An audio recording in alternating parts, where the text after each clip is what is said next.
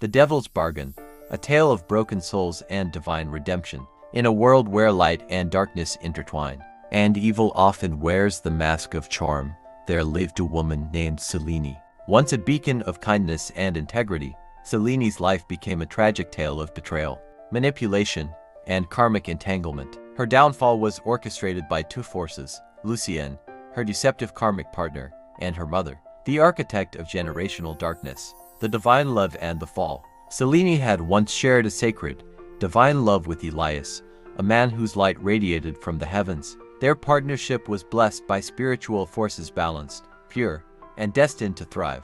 Elias was her anchor, grounding her in a chaotic world. But Selene's unresolved trauma and karmic debts left her vulnerable to darkness. When Lucien reappeared, his charisma and dangerous allure pulled her back into his clutches. He preyed on her insecurities, convincing her she was unworthy of Elias's love and that her true destiny lay with him. Selene's mind became fogged with lies, manipulation, and dark magic. She betrayed Elias, severing their divine contract and aligning herself with Lucien's wicked plans. Lucien's sinister scheme. Lucien was no ordinary man. He had sold his soul to darkness, becoming a master manipulator. His ultimate target was Elias, whose divine energy he sought to siphon. For his own gain, Lucien's plan was elaborate and horrifying.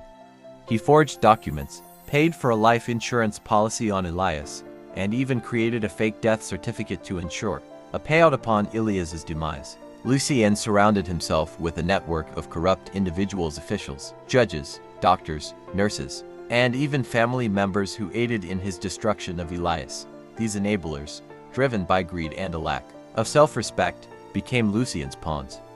In a children's hospital, doctors and nurses siphoned energy from innocent toddlers to fuel Lucien's dark rituals. Babysitters and family members betrayed Elias, feeding Lucien information to further isolate him. Lucien's plan extended into the spiritual realm. He and his followers attempted to astral project into the fifth dimension, believing they could alter destiny and rewrite the divine contract between Elias and Selene. But their arrogance blinded them to the truth.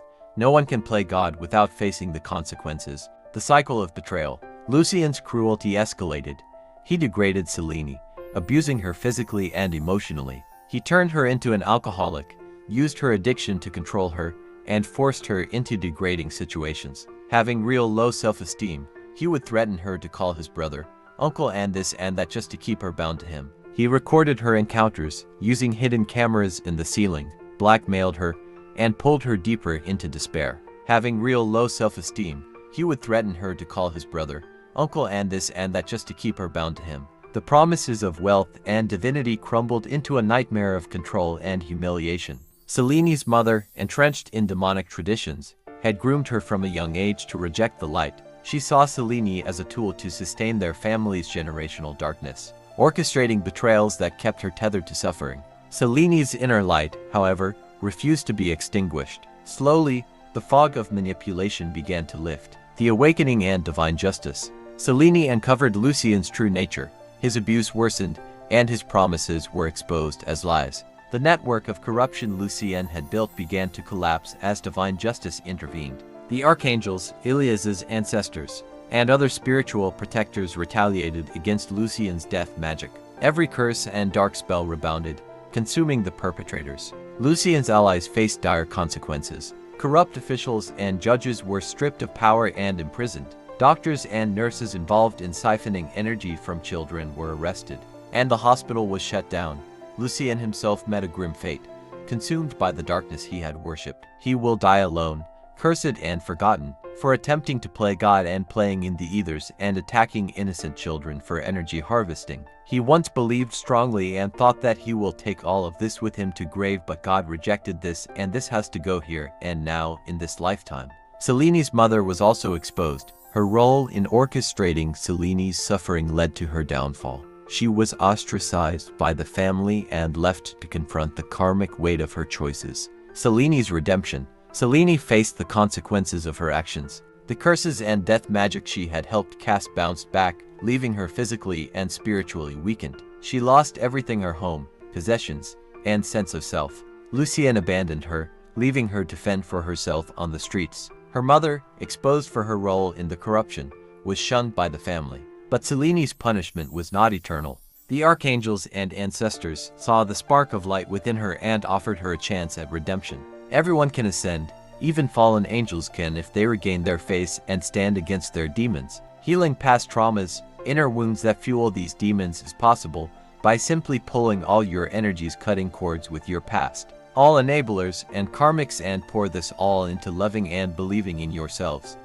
If you can't love and trust yourself, how would you love others, including our all-forgiving Creator? Detach yourself from the material world and believe and repent and let God decide on your intentions. They showed her the pain she had caused Elias and the destruction she had wrought, but they also showed her the path to forgiveness and healing. Selene turned to faith, praying for guidance and strength. She renounced the dark practices of her past and sought to undo the damage she had caused. She made amends where possible, helping those harmed by Lucien's schemes and sharing her story to warn others. She approached Elias with humility, expressing deep remorse for her betrayal. Elias, in his boundless compassion, forgave her but acknowledged that their divine contract had been severed. Their love had been tainted by darkness, and while forgiveness was given, the relationship could not be restored. If she heals, she is promised to write her own story regardless of her age. She has to believe and she will achieve her dreams and stability, and most importantly, that peace. A new beginning. Selene's journey of redemption was long and arduous, but she found peace in her renewed connection to the divine. The curses that had plagued her lineage were lifted, and her descendants were granted a future free from the darkness of the past. Selene became a beacon of hope, dedicating her life to spreading light and healing.